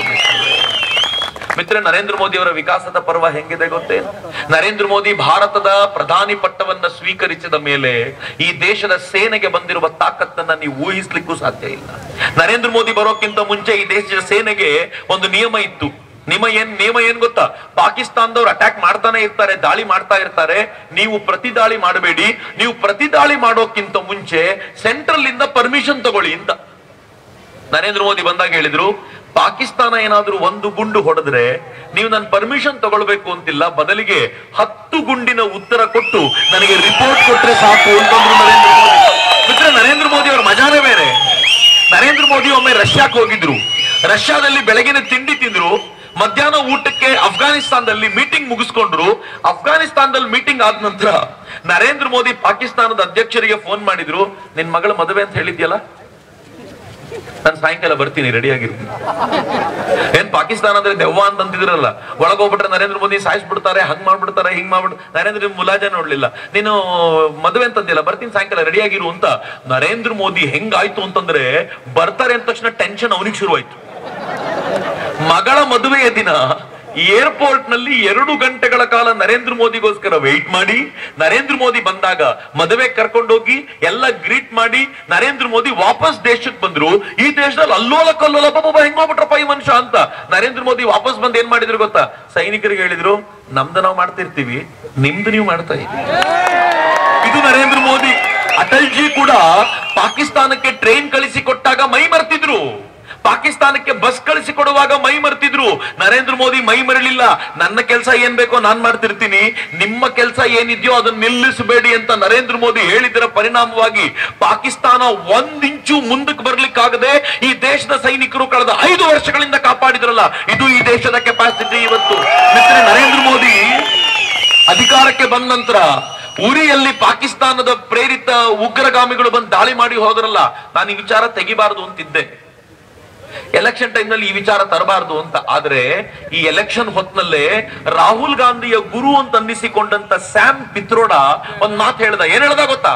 ಮುಂಬೈ ಮೇಲೆ ದಾಳಿ ಮಾಡಿದ್ರು, 8 ಜನ ಪಾಕಿಸ್ತಾನದ ಭಯೋತ್ಪಾದಕರು ಬಂದ್ರು, ಅವ್ರು ಬಂದು ದಾಳಿ ಮಾಡಿ ಈ ದೇಶದ 180 ಜನರನ್ನ ಕೊಂದಾಗ ನಮಗೂ ಕೋಪ ಬಂದಿತ್ತು, ಕಾಂಗ್ರೆಸ್ನವ್ರಿಗೂ ಕೋಪ ಬಂದಿತ್ತು. ನಂಬೇಕು.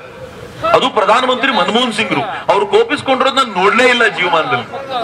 ಅವರಿಗೂ ಕೋಪ ಬಂದಿತ್ತಂತೆ. ಮುಂದೇನ್ ಮಾಡ್ಬೇಕು ಅಂದಾಗ ಪಾಕಿಸ್ತಾನದ ಮೇಲೆ ಯುದ್ಧ ಮಾಡಬೇಕು ಅಂತ ಎಲ್ರು ಅನ್ಕೊಂಡ್ರಂತೆ, ಕಾಂಗ್ರೆಸ್ ಅವರು ಅನ್ಕೊಂಡ್ರಂತೆ. ಹಂಗಂದ್ಮೇಲೆ ಎಲ್ರು ಕೂತ್ಕೊಂಡು ಡಿಸೈಡ್ ಮಾಡಿದ್ರಂತೆ, 8 ಜನ ಮಾಡಿರೋ ತಪ್ಪಿಗೆ ಇಡೀ ಪಾಕಿಸ್ತಾನದ ಮೇಲೆ ಯುದ್ಧ ಮಾಡದ? ದೇವ್ರ ಸಮಾನ ಅಲ್ಲ ರೀ ಇವರು. ಮಾಡುವ ತಾಕತ್ತಿರ್ಲಿಲ್ಲ ಅಯೋಗ್ಯರಿಗೆ, ಮಾಡ್ಲಿಕ್ಕೆ ಆಗ್ಲಿಲ್ಲ ಅಂತ. ಆದ್ರೆ ನರೇಂದ್ರ ಮೋದಿ ಯಾವಾಗ ಉರಿ ಮೇಲೆ ದಾಳಿ ಮಾಡಿದ್ರೋ, ಪಾಕಿಸ್ತಾನದ ಭಯೋತ್ಪಾದಕರು ದಾಳಿ ಮಾಡಿದವ್ರು 4-5 ಜನ ಇದ್ರು ಅಷ್ಟೇ. ನರೇಂದ್ರ ಮೋದಿ ಹೇಳಿದ್ರು 4 ಜನ ಅಲ್ಲ, ಒಬ್ಬನಿದ್ರು. ಇದಕ್ಕೆ ಕಾರಣವಾಗಿರುವಂತ ಪೂರ್ತಿ ಪಾಕಿಸ್ತಾನದ ಆ ಭಾಗವನ್ನ ಧ್ವಂಸ ಮಾಡಬೇಕು, ನಿಮ್ಮ ಜವಾಬ್ದಾರಿ ಅಂತಂದ್ಮೇಲೆ ಈ ದೇಶದ ಸೈನಿಕರು ಸರ್ಜಿಕಲ್ ಸ್ಟ್ರೈಕ್ಗೆ ಅಂತ ಪಾಕಿಸ್ತಾನದ ಒಳಕ್ಕೆ ನುಗ್ಗಿದ್ರು. ನನ್ನ ದೇಶದ 10 ಸೈನಿಕರಿಗೆ ಪ್ರತಿಯಾಗಿ 42 ಪಾಕಿಸ್ತಾನದ ಸೈನಿಕರನ್ನ, ಪಾಕಿಸ್ತಾನದ ಭಯೋತ್ಪಾದಕರನ್ನ ಉಡಾಯಿಸಿ ಭಾರತ ಸರ್ಜಿಕಲ್ ಸ್ಟ್ರೈಕ್ ಮಾಡಿ ವಾಪಸ್ ಬಂತು. ಅದಾದ್ಮೇಲೆ ಅನೇಕ ತಿಂಗಳುಗಳ ಕಾಲ ಪಾಕಿಸ್ತಾನಕ್ಕೆ ಧೈರ್ಯವೇ ಇರಲಿಲ್ಲ ಮುಂದೇನ್ ಮಾಡಬೇಕು ಅಂತ. ಎಲೆಕ್ಷನ್ ಗಿಂತ ಸ್ವಲ್ಪ ದಿನ ಮುಂಚೆ ಪುಲ್ವಾಮಾ ದಾಳಿ ಮಾಡಿದ್ರೆ ನರೇಂದ್ರ ಮೋದಿಗೆ ಇನ್ನೇನು ಮಾಡ್ಲಿಕ್ಕೆ ತಾಕತ್ತಿರಲ್ಲ ಅಂತ ಅದಿಲ್ದಾರ್ನ ಮೂಲಕ ಪುಲ್ವಾಮಾ ದಾಳಿ ಮಾಡಿಸಿದ್ರು. 37 ಜನ ತೀರಿಕೊಂಡಾಗ ಈ ದೇಶದ ಪ್ರಧಾನಿ ಒಂದೇ ಒಂದ್ ಮಾತು ಹೇಳಿದ್ರು, ಈಗ ನಾನೇನು ಮಾಡಲ್ಲ, ಏನ್ ಮಾಡ್ಬೇಕು ಅನ್ನೋದನ್ನ ಸೈನ್ಯ ನಿರ್ಧರಿಸುತ್ತೆ. ಎಲ್ಲಿ, ಯಾವಾಗ, ಎಷ್ಟು ಪ್ರಮಾಣದ ದಾಳಿ ಅನ್ನೋದನ್ನ ನೀವು ನಿರ್ಧಾರ ಮಾಡಿ, ಜಗತ್ತಿಗೆ ನಾನು ಉತ್ತರ ಕೊಡ್ತೀನಿ ಅಂತ ನರೇಂದ್ರ ಮೋದಿ ಸೈಲೆಂಟ್ ಆಗ್ಬಿಟ್ರು. ಮಿತ್ರರೇ, ನರೇಂದ್ರ ಮೋದಿ ಅದ ಏನ್ ಗೊತ್ತೇನು, ಅವತ್ತಿನ ನೀವೆಲ್ಲ ಮರ್ತಿರ್ತೀರಿ ಅನ್ನೋ ಕಾರಣಕ್ಕೆ ನೆನಪಿಸ್ತೀನಿ. ಯಾವಾಗ ನರೇಂದ್ರ ಮೋದಿ ಹಿಂಗ್ ಹೇಳಿ ಸುಮ್ಮನಾದ್ರೋ, ದಮ್ ಇರ್ಬೇಕಿತ್ತಲ್ಲ ಪಾಕಿಸ್ತಾನಕ್ಕೆ. ಪಾಕಿಸ್ತಾನ ಏನ್ ಮಾಡ್ತು ಗೊತ್ತಾ? ಕರಾಚಿ ಅಂದ್ರೆ ನಮಗೆ ಮುಂಬೈ ಹೆಂಗೋ ಹಂಗ್ ಕರಾಚಿ ಅವ್ರಿಗೆ ಆ ತರದ ಸಿಟಿ ಅದು. ಕರಾಚಿಯಲ್ಲಿ ಬೆಳಗ್ಗೆ ಮನೆ ಹೊರಗಡೆನೂ ಲೈಟ್ ಇಲ್ಲ, ಮನೆ ಒಳಗಡೆನೂ ಲೈಟ್ ಇಲ್ಲ. ಅನೌನ್ಸ್ ಮಾಡೋರು, ಲೈಟ್ ಹಾಕ್ಬೇಡಿ, ಯಾವಾಗ ಇಂಡಿಯನ್ಸ್ ಬಂದು ಬಾಂಬ್ ಹಾಕ್ತಾರೋ ಗೊತ್ತಾಗಲ್ಲ, ಹುಷಾರಾಗಿರಿ, ಲೈಟ್ ಹಾಕ್ಬೇಡಿ ಅಂತ ಅನೌನ್ಸ್ ಮಾಡ್ಕೊಂಡು ತಿರುಗಾಡ್ತಿದ್ರು. ಅವರಿಗೆ ಮಾರಾಟಕ್ಕೆ ತರಕಾರಿ ಇಲ್ಲ, ಬೆಳಗ್ಗೆ ಬೇಕಾದಾಗ ಹಾಲ್ ಸಿಗಲ್ಲ.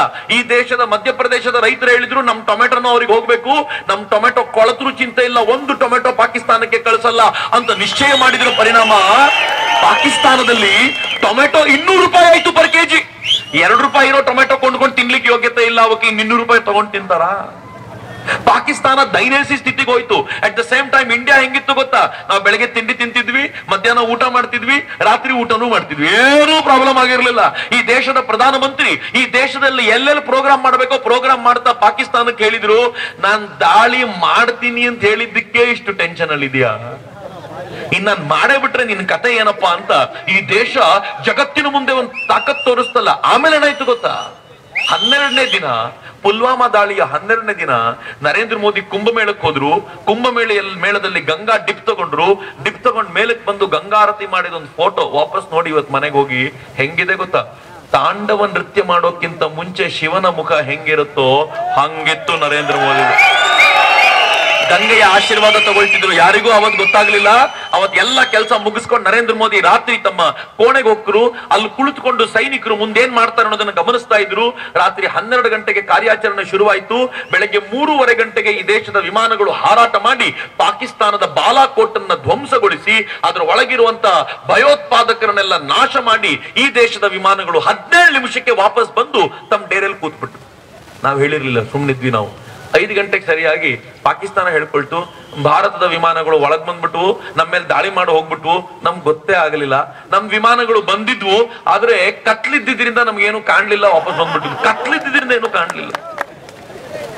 ಮಜಾ ಏನಾಯ್ತು ಗೊತ್ತಾ ಮಿತ್ರರೇ? ಈ ದೇಶದ ಪ್ರಧಾನಮಂತ್ರಿ ಆನಂತರ ಬಹಳ ಹೆಮ್ಮೆಯಿಂದ ಈ ದೇಶ ಮಾಡಿರುವಂತ ಈ ದೇಶದ ಸೈನಿಕರ ಸಾಹಸವನ್ನ ಶ್ಲಾಘಿಸ್ತಾ ಇದ್ರೆ, ಈ ದೇಶದ ಪ್ರತಿಪಕ್ಷಗಳು ರಾಹುಲ್ ಗಾಂಧಿ ಇರ್ಬೋದು, ನಮ್ ಕುಮಾರಸ್ವಾಮಿ ಇರ್ಬೋದು, ಕುಮಾರಸ್ವಾಮಿ ವಿಚಾರ ಅಂತೂ ನಾಚಿಕೆ ಪಡಬೇಕಾಗಿರೋ ವಿಚಾರ. ಯಾರಾದ್ರೂ ಈ ಬಾರಿ ಕಾಂಗ್ರೆಸ್ಗೆ ಓಟು ಕೊಟ್ರೆ ನೀವ್ ಈ ವಿಚಾರಧಾರೆಗೆ ಓಟು ಕೊಟ್ಟಂತೆ. ಕುಮಾರಸ್ವಾಮಿ ಏನ್ ಹೇಳಿದ್ರು ಗೊತ್ತಾ, ಮೊನ್ನೆ ನನಗೆ ಈ ದಾಳಿ ಪುಲ್ವಾಮಾ ದಾಳಿ ಆಗತ್ತೆ ಅಂತ 2 ತಿಂಗಳು ಮುಂಚೆನೆ ಗೊತ್ತಿತ್ತು ಅಂತ.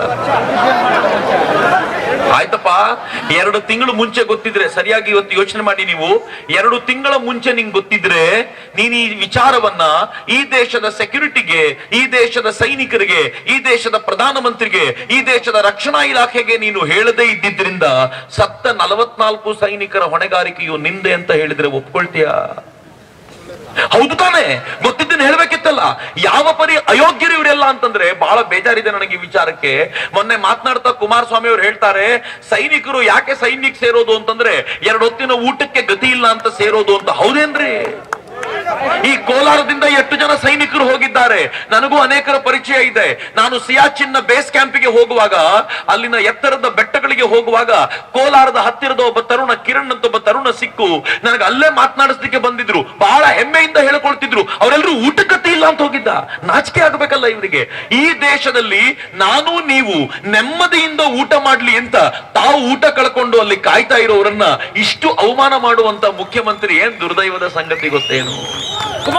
ಮಿತ್ರರೇ, ಈ ದೇಶದ ಸೈನಿಕರು ಈ ಕೆಲಸ ಮಾಡ್ಕೊಂಡು ಬಂದಾಗ ಪ್ರೂಫ್ ಕೊಡಿ ಅಂತ ಕೇಳಿದ್ರಲ್ಲ.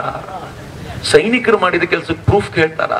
ನೀವು ಬೇಕಿದ್ರೆ ನಿಮ್ಮ ಎಂಪಿಗೆ ಪ್ರೂಫ್ ಕೇಳಿ, ನೀನ್ 5 ವರ್ಷದಲ್ಲಿ ಅದ್ ಏನ್ ಕಡದು ಕಟ್ಟಾಕಿದ್ಯಾ ತೋರ್ಸಪ್ಪ ಅಂತ ಪ್ರೂಫ್ ಕೇಳಿ, ಅದಕ್ಕೆ ಪ್ರೂಫ್ ಕೊಡ್ಬೇಕು ಅವ್ರು. ಆದ್ರೆ ಸೈನಿಕ ಮಾಡಿ ಬಂದಿರುವ ಕೆಲಸಕ್ಕೆ ಪ್ರೂಫ್ ಕೇಳ್ತಾರಲ್ಲ, ಅವರು ಪಾಕಿಸ್ತಾನದ ಪತ್ರಿಕೆ ಹೇಳಿದ್ದನ್ನು ನಂಬ್ತಾರೆ, ಇಮ್ರಾನ್ ಖಾನ್ ಹೇಳಿದ್ದನ್ನ ನಂಬ್ತಾರೆ. ಆದ್ರೆ ಈ ದೇಶದ ಸೈನ್ಯ ಹೇಳಿದ್ದನ್ನು ನಂಬಲಿಲ್ಲ ಈ ದೇಶದ ಪ್ರತಿಪಕ್ಷಗಳು. ನರೇಂದ್ರ ಮೋದಿ ಕೇಳಿದ್ರು, ಸಬೂತ್ ಬೇಕು ಅಂತ ಕೇಳ್ತಿರಲ್ಲ. ಈ ದೇಶದ ಸೈನ್ಯ ಹೇಳಿದ್ದನ್ನು ನಂಬಲ್ಲ ಅಂತಂದ್ರೆ ಇನ್ನೇನ್ ಮಾಡ್ಲಿ ಅಂತ. ಆದ್ರೆ ಸೈನ್ಯ ಒಂದ್ ಮಾತು ಹೇಳ್ತು, ನಮ್ಮ ಹತ್ರ ಹಳೇ ವಿಮಾನಗಳಿವೆ, ನರೇಂದ್ರ ಮೋದಿ ಅವರು ಏನಾದ್ರು ರಫೇಲ್ ನ ತರಿಸಿ ನಿಲ್ಲಿಸ್ತಾರಲ್ಲ, ಅವತ್ ನಾವು ಚಾಲೆಂಜ್ ಮಾಡ್ತೀವಿ, ಈ ದಾಳಿ ಮಾಡ್ಲಿಕ್ಕೆ ನಾವು ಲೈನ್ ಆಫ್ ಕಂಟ್ರೋಲ್ ಕ್ರಾಸೇ ಮಾಡಲ್ಲ, ರಫೇಲ್ ನಿಟ್ಕೊಂಡು ಇದ್ದ ಜಾಗದಿಂದಲೇ ಪಾಕಿಸ್ತಾನವನ್ನ ಅಟ್ಯಾಕ್ ಮಾಡಿ ಧ್ವಂಸಗೊಳಿಸ್ತೀವಿ ಅಂತ ಕೆಪಾಸಿಟಿ ರಫೇಲ್ಗಿದೆ. ನರೇಂದ್ರ ಮೋದಿ ಅದನ್ನು ತರಿಸ್ಕೊಡ್ತಿದ್ದಾರೆ ಅಂತ ಹೇಳಿದ್ರಲ್ಲ. ರಾಹುಲ್ ಗಾಂಧಿ ಇವತ್ತು ಕೋಲಾರದಲ್ಲಿ ರಫೇಲ್ ಬಗ್ಗೆ ಮಾತನಾಡಿದ್ದಾರೆ. ನಂಗೆ ರಫೇಲ್ ಬಗ್ಗೆ ರಾಹುಲ್ ಗಾಂಧಿ ಗೊತ್ತಿರೋದೇ ಅನುಮಾನ. ಕಲ್ಸ್ಕೊಟ್ರು 4 ಸಾಲುಗಳನ್ನ ಪದೇ ಪದೇ ಒಪ್ಪಿಸ್ತಿದ್ದಾರೆ ಬಿಟ್ರೆ 5ನೇ ಸಾಲು ಅವ್ರ ತಲೆಯಲ್ಲೂ ಇಲ್ಲ. ಆದ್ರೆ ರಫೇಲ್ ಯುದ್ಧ ವಿಮಾನ ಇವತ್ತು ಭ್ರಷ್ಟಾಚಾರ ಆಗಿದೆ ಅಂತ ಹೇಳುವಂತ ರಾಹುಲ್ 10 ವರ್ಷಗಳ ಕಾಲ ಕಾಂಗ್ರೆಸ್ ಗವರ್ಮೆಂಟ್ ಇದ್ದಾಗ ಒಂದೇ ಒಂದು ರಫೇಲ್ ತರಲಿಕ್ಕೆ ಸಾಧ್ಯ ಆಗ್ಲಿಲ್ಲ. ಯಾಕೆ ಅನ್ನೋ ಪ್ರಶ್ನೆಗೆ ಇವತ್ತು ಉತ್ತರ ಕೊಡಬೇಕಲ್ಲ. ಅತ್ಯಂತ ಹಳೆಯದಾಗಿರೋ 50 ವರ್ಷಗಳಷ್ಟು ಹಳೆಯದಾಗಿರುವಂತ MiG-21 ವಿಮಾನ ಪಾಕಿಸ್ತಾನದ F-16 ಅನ್ನ ಅಟ್ಟಿಸ್ಕೊಂಡು ಹೋಗಬೇಕಾದ ಸ್ಥಿತಿ ಬಂತಲ್ಲ. ಯಾಕೆ ಹೊಸ ವಿಮಾನ ತಂದ್ಕೊಡ್ಲಿಲ್ಲ ಈ ದೇಶಕ್ಕೆ? ಯಾಕೆ ಈ ದೇಶದ ಸೈನ್ಯವನ್ನ ಬಲಾಢ್ಯಗೊಳಿಸಲಿಲ್ಲ? ಯಾಕೆ ಈ ದೇಶದ ಸೈನ್ಯವನ್ನ ಮಾಡರ್ನೈಸ್ ಮಾಡಲಿಲ್ಲ? ಈ ಪ್ರಶ್ನೆನ ನಿಮ್ಮ ಕಾಂಗ್ರೆಸ್ ಎಂಪಿ ಬಂದ ಕೇಳಿ. ಯಾಕೆಂದ್ರೆ ಮಿತ್ರರೇ, ಈ ಎಲೆಕ್ಷನ್ ಇದೆಯಲ್ಲ, ಈ ಎಲೆಕ್ಷನ್ ಏನ್ ಗೊತ್ತಾ, ಲೋಕಸಭೆಯ ಎಲೆಕ್ಷನ್ ಅಂತಂದ್ರೆ ದೇಶದ ಪ್ರಶ್ನೆ, ನಮ್ಮೂರಿನ ಪ್ರಶ್ನೆಗಿಂತಲೂ ದೊಡ್ಡದ್ದು.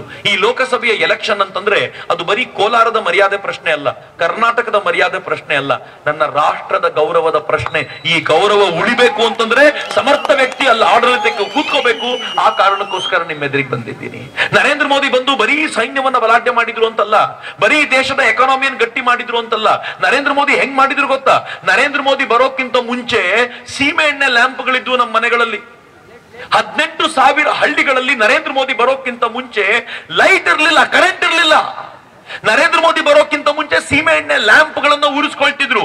ನರೇಂದ್ರ ಮೋದಿ ಬಂದ ನಂತರ 18,000 ಹಳ್ಳಿಗಳಿಗೆ 950 ದಿನಗಳಲ್ಲಿ ಕರೆಂಟ್ ಅನ್ನ ತಲುಪಿಸಿ 2.5 ಕೋಟಿ ಮನೆಗಳಿಗೆ ಬೆಳಕು ಬರುವಂತೆ ಮಾಡಿದ್ರಲ್ಲ, ಇದು ನರೇಂದ್ರ ಮೋದಿ ಮಾಡಿದ ಮ್ಯಾಜಿಕ್.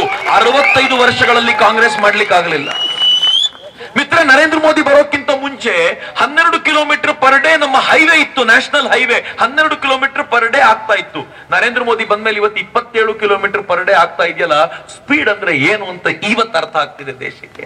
ಮಿತ್ರ, ನರೇಂದ್ರ ಮೋದಿ ಬರೋಕ್ಕಿಂತ ಮುಂಚೆ rural road 62-63 kilometre per day ಇತ್ತು. ಇವತ್ತು 127 kilometre per day rural road ಆಗ್ತಿದೆಯಲ್ಲ, ಇದು ನರೇಂದ್ರ ಮೋದಿ ಮ್ಯಾಜಿಕ್. ನರೇಂದ್ರ ಮೋದಿ ಬರೋಕ್ಕಿಂತ ಮುಂಚೆ ಈ ದೇಶದ ಹಳ್ಳಿಯ ಹೆಣ್ಮಕ್ಳು ಬೀದಿ ಬದಿಯಲ್ಲಿ ಟಾಯ್ಲೆಟ್ ಕೂತ್ಕೊಳ್ತಿದ್ರು. ನರೇಂದ್ರ ಮೋದಿ ಒಂದಿನ ಒಂದು ಪ್ರಶ್ನೆ ಕೇಳ್ತಾರೆ. ಸತ್ಯ, ಈ ಪ್ರಶ್ನೆ ಕೇಳೋಕ್ಕಿಂತ ಮುಂಚೆ ನಾನು ಯೋಚನೆ ಮಾಡಿರಲಿಲ್ಲ, ಕೂತ್ಕೊಂಡು ಯೋಚನೆ ಮಾಡಿ.